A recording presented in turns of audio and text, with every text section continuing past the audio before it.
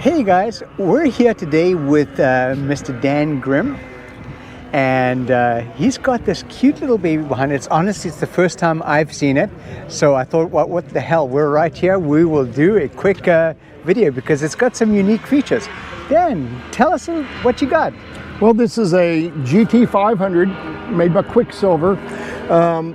I was very fortunate enough to be able to fly demo flights for QUICKSILVER back in the late 80s and early 90s, and I got a lot of time in GT500s, especially ferrying them back and forth to the air shows. And the 912 had just come out a few years prior to that. And yeah, don't age yourself now. Yeah, well, everybody can tell I'm old.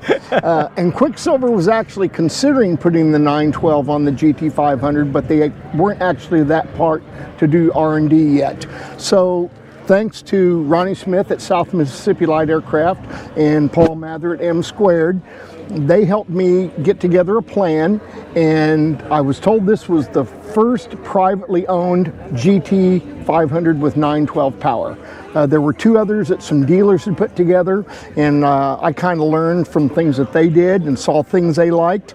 But the yellow arc starts at 95, and lots of times we're cruising 90 or 95 in this. It's got 850 hours on it currently, sips fuel. And I've actually done a lot of things to this that's different. Like I said, I had a lot of time in a 500. I knew what I liked, I knew what I didn't like. So when I built this one, I kind of changed some things. Let me show you some of those things right now. Let's see if we can sneak in here and have a look with you. Typically, the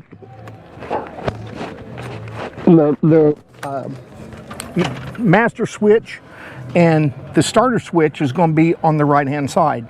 Well, the throttle's on the right hand side, the brakes on the right hand side, the switch is on the right hand side, and you only have two hands. So it was real hard manipulating all those things, so that's why I switched everything over to the left hand side of the panel. I also put in two air vents to give me a little bit of air in the summertime. In the wintertime, I hate being cold, and we are in the Midwest. So I actually have a heater mounted up underneath the dash, use a couple of little computer pancake fans to blow it in, and we made a little carbon fiber snout to kind of blow it back on you, and it actually runs off the hot water of the 912. Because I thought I was going to be doing some traveling in this, I've made the yoke to where it can be removed, and then it actually straps up here. You disconnect the Teleflex so that the yoke doesn't move when you're operating the front, and I can remove the back seat by pulling a couple of pins behind it. I see the nifty Rotax strap you made there. Excellent. I had to have one, and of course that was a giveaway at Oshkosh one year, so I put it to I remember use. that, yeah. And normally you would have the trim going through the bottom, and you have the flap rods going there. I actually have electric flaps on this. That was one thing that bothered me from being able to fly it from the back seat or training somebody, is you only had flaps in the front. So I actually have electric flaps, electric trim. All those are gone, so now I have baggage storage back there. Built a set of clamshell doors underneath the seat back in the back, so you can put your tie downs, a quart of oil, and some things like that down below, and you can actually put a small bag or even a 5-gallon gas can. I've got an empty one there now because you never know when somebody needs a can. Correct. Well, you're not going to hit with this, with the sipping of fuel. No, I flew about an hour from Evansville, Indiana, and I topped off, and you can't even see the level. It's still so high. I think I used probably 4 gallons maybe coming over here. But this is my baby. I have electric trim that works the horizontal stabilizer. Back there. Let's go together. Going back there, and I'll actually run it for you. All righty. The leading edge of the stabilizer actually goes up and down to work the trim. Wow, okay. And then you got all high tech on this, Dan. I also have electric rudder trim. Of course, I found out I really didn't need it. Once it was set, then you don't really change anything. It's an 80 horse 912. Several people have asked me why I didn't upgrade to 100 horse I mean, you can always use more horsepower, but realistically, I'm cruising at the bottom of the yellow arc now, so it'd be real easy to overspeed. And what's nice about the 80 horse then is you can use your fuels, you don't have to, how do we say this? It can use any fuel that you want. Yes. It's not picky about high octane. Yeah, I don't have to have premium fuel. Yeah. Most of the time I do run 91 unless I know that I'm going to burn it all that weekend, and then I don't have a problem running 87. Yeah. You may notice I've got some batten pockets that aren't being used.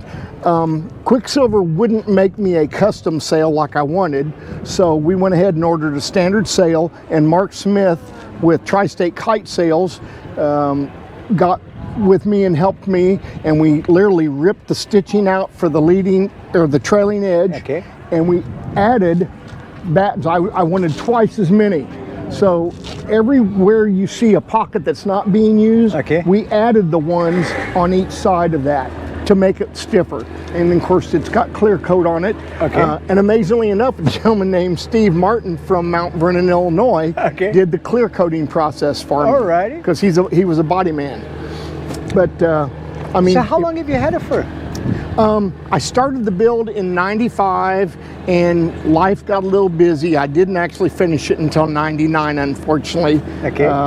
But everybody usually comments on my N number, 912 GT. I mean, what else would you want for a 912 GT? Perfect, perfect. Yeah. The pylon cover typically would screw in. I actually used hinge halves, and all I have to do is pull the rods, and we can remove the whole thing for any type of maintenance, inspections and all that. It's got some wear and tear and little paint chips here and there, but like I said, it's got 850 hours on it. Yeah, I think it's done you well.